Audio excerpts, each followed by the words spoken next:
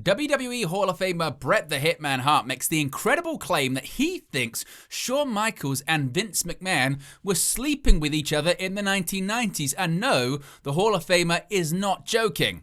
Some worrying news when it comes to the pro wrestling future of AEW's Adam Cole, as reportedly there is a strong feeling he may never wrestle again. All this and more in this news update.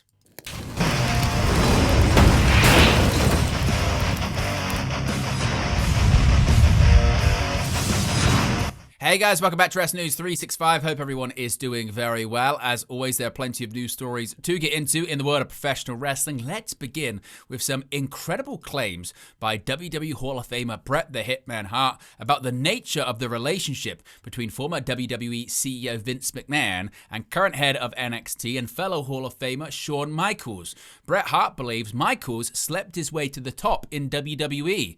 Speaking on the Johnny I Pro show, Bret Hart discussed Shawn Michaels' relationship with Vince McMahon. He recalled that time when Michaels relinquished the WWE Championship because he lost his smile, but the story was he was suffering from a knee injury.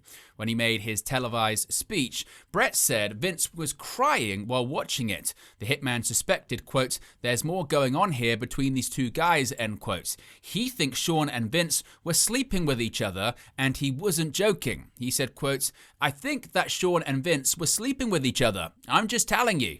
I think I'm very close to the truth here. Shawn and Vince were lovers. I'm being dead honest. When I look back, it's like I got caught between two lovers and I got shafted and screwed over, and Shawn was so envious and jealous of my position that he finally had to sleep with Vince to get it.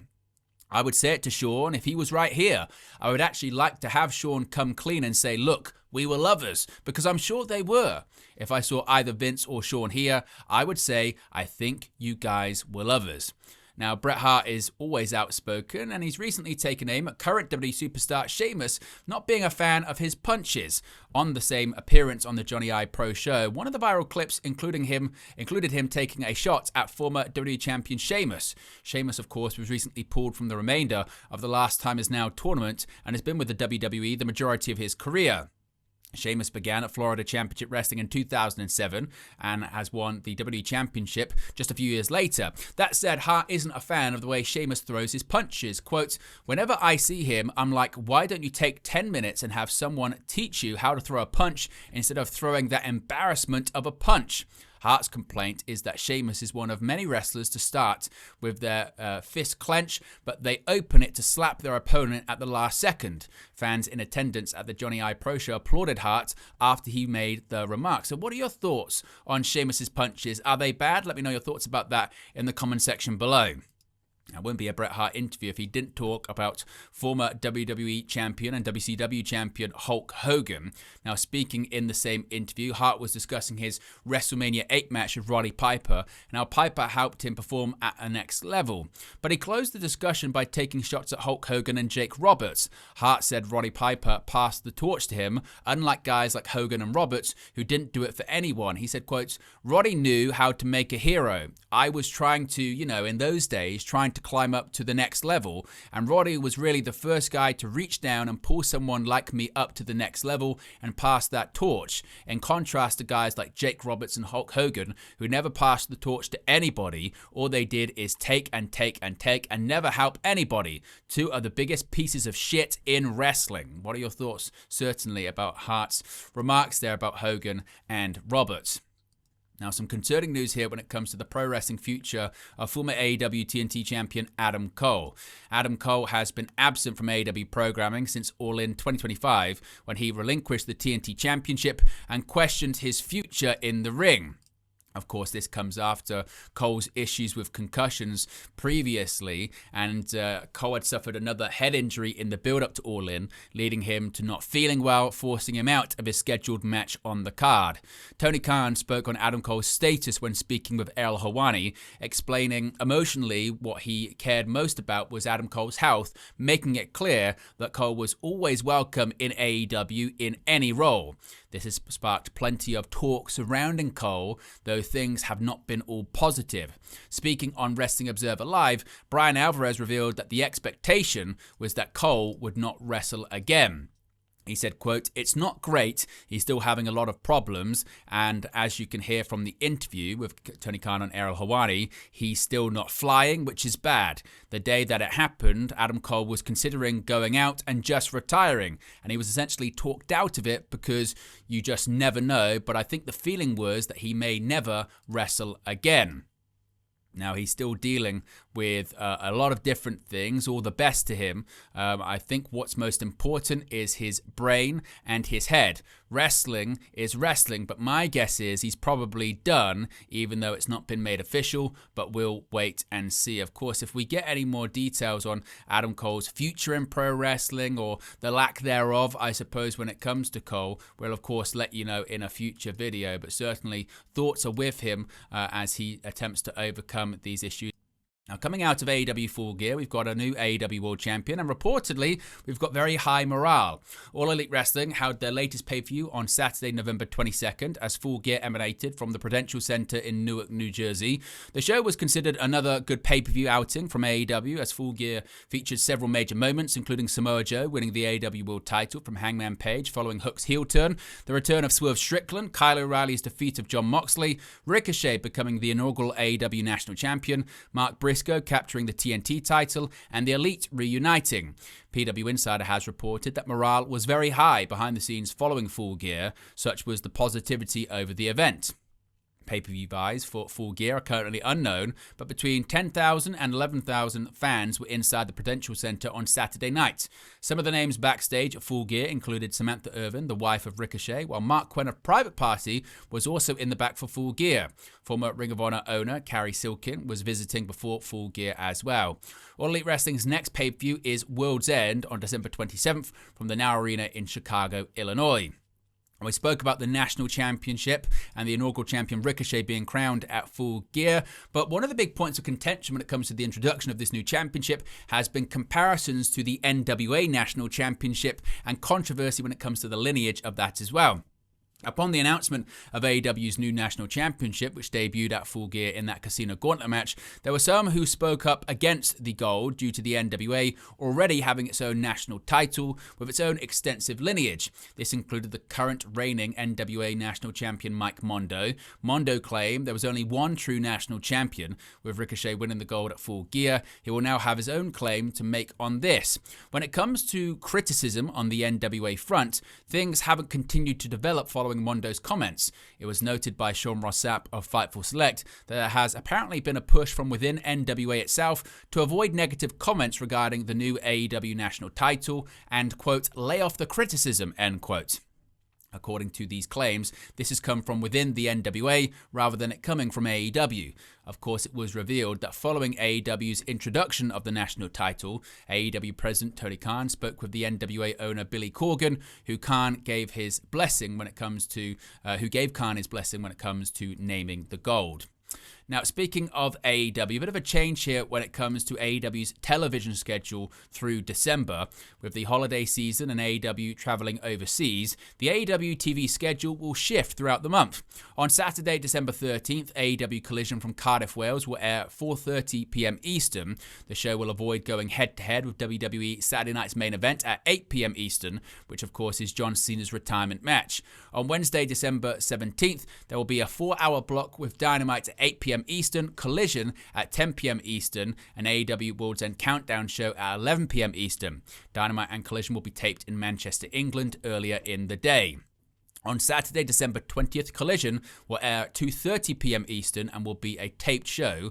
On Wednesday, December 24th, Dynamite on 34th Street episode will air at 6 p.m. Eastern. Christmas Collision will air on Thursday, December 25th at 9 p.m. Eastern. So those changes will be ongoing due to the holiday season. Now, Kenny Omega, of course, he competed at AEW Full Gear this past weekend, but reportedly he is thinking a lot about when is the right time to retire. AEW EVP Kenny Omega has had a tough few years due to his health issues. And he's now talked about when he intends to call time on his career. In a recent interview with CBS Sports, Omega spoke candidly about his health following his battle with diverticulitis and discussed when he would like to retire from wrestling. He said he wants to go out while he's still at the top and not when he looks like a shell of his former self. He said, quote, "So I'd like to leave while I have some semblance of athleticism left in my body. I don't want to completely work the wheels until the wheels fall off. And the person who leaves wrestling is one who barely resembles the Kenny Omega of old," said the AEW EVP. The former AEW World Champion shared a unique perspective on his retirement, saying he doesn't want his fans to be sad when he steps away. Instead, he wants it to happen so subtly that they barely realize he's left the business. Quote, "I've been thinking a lot about when that timing would be. Another important thing for me is when I finally do leave, whenever that may be, and this might sound odd, I don't want people to be sad. In fact, the best case scenario for me is that they don't realize I'm gone at all. I'd love to have the peace of mind that the company has built enough stars so that their star is shining bright enough to distract from me stepping away from the scene." Omega said that he feels good on some days and not so good on others. The AEW star is regarded as one of the best in-ring performers of his generation and has found it tough to gauge his limits after returning to the ring, explaining that his goal now is to perform at his best without further hurting himself while also helping his opponent. Now, we spoke previously about AEW World's End, and Jim Ross says he thinks he'll be on the call for at least some of the matches on it. Jim Ross has battled a variety of health issues over the past couple of years and hasn't been on commentary for AEW since Forbidden Door this past August. Speaking on his Grilling JR podcast with Conrad Thompson, Ross was asked when he might be returning to AEW. He said, quote, "Probably next month, that's my assumption, next month," he said. Now, the podcast was recorded before AEW Full Gear, and Ross confirmed he wouldn't be at Full Gear, but assumed he would be back for AEW World's End in December. He has become a specialized announcer for AEW, joining the booth for the main event matches at the pay-per-view events. Now, the challenge was put out there by the Lucha Brothers, and it's now been accepted for an upcoming AAA show. The self-proclaimed King of the Luchadors, Dominic Mysterio, has accepted the challenge of the Lucha Brothers, that being Penta and Rey Fenix. At the end of the recent AAA show on November 22nd, Dominic stated that no one could defeat him and El Grande Americano. The duo were just coming off a victory over Dragon Lee and Vikingo. The Lucha Brothers appeared on the video screen, issuing the challenge for December 20th at the AAA Guerrera de Titans. In a digital post from Lucha Libre AAA, Dominic formally accepted the challenge. Now the match seemingly is set to go down on December 20th. Now, Ace Austin, he says he was actually up next at AEW Full Gear in the Casino Gauntlet match for the AEW National Championship. While Ricochet failed to enter the Casino Gauntlet at number 1, he made a lasting impression by becoming the first AEW National Champion at the show. Upon doing so, he upset Ace Austin, who claimed he was going to be the next participant in the match. In total, 12 competitors fought to become the first AEW National Champion. After Ricochet's win, Austin took to social media to express his displeasure. Quote, "Man, this sucks. I was up next in that gauntlet, 64 seconds till my music, and it just had to be Ricochet to cut me short again." Now, Austin and Ricochet are no strangers to one another, having competed on the August 14th edition of AEW Collision. While Austin couldn't control the match, not going an extra 64 seconds longer, he would love to make a case to be Ricochet's first challenger for the brand new championship. A bit of an update here on contracts in New Japan Pro Wrestling. New Japan's contract situation might be different than that of previous years. As is usually the case, a number of New Japan contracts were set to expire in January of 2025 this past year, which was reported on extensively. Traditionally, New Japan has one-year deals for many talent from January to January. Fightful reported on a number of those contracts, but several featured talent who didn't sign new deals until months after the original expiration. Many deals that were officially signed in the spring and the summer were just made through to January 2026, and the talent were paid on a handshake deal prior to that. Now, some talent reportedly indicated to Fightful that their deals actually extend past January of 2026, so it isn't as hard and fast a rule as previously thought when it comes about when these contracts are going to come up. Some talent such as Gabe Kidd and Clark Connors started doing work with AEW in 2025 more regularly on a per appearance basis in addition to New Japan work. There have been a number of free agent talent that spoke with Fightful and said that they didn't hear back from New Japan when they wanted to work there. There was one prominent American wrestler who was willing to work for New Japan for a discount and still didn't hear back. Along with the Strong brand effectively being ended and less United States dates, New Japan let several deals associated with their former US brand expire. And finally, some confirmation on some segments confirmed for tonight's episode of Monday Night Raw. Becky Lynch is set to address her Women's Intercontinental Championship loss on tonight's episode on Netflix. Lynch lost her title to Maxine Dupree last Monday after a distraction from AJ Lee. Lynch got a measure of revenge on Friday's SmackDown, attacking AJ and joining War Games. Lynch will team with Lash legend Nia Jax and Kairi Sane and Asuka against Lee, Rhea Ripley, Charlotte Flair, Io Sky, and Alexa Bliss. Lynch, of course, as always, has been very vocal on social media regarding her Women's Intercontinental Championship defeat. Plus, Dirty Dominic Mysterio will speak, addressing his upcoming Intercontinental Championship match against John Cena at Survivor Series this weekend. So there you go, guys. Latest pro wrestling news for you. Be sure to smash a like on the like button. Be sure to subscribe bottom right-hand corner. As always, let me know your thoughts in the comment section below, and I'll speak to you again very, very soon. Hey guys, thank you for watching, listening, streaming, or however you come across this video today. Be sure to click on the video on the right there to watch our next video, or click the bottom there to subscribe, or the bottom right-hand corner. Thank you very much, and I'll speak to you again very soon.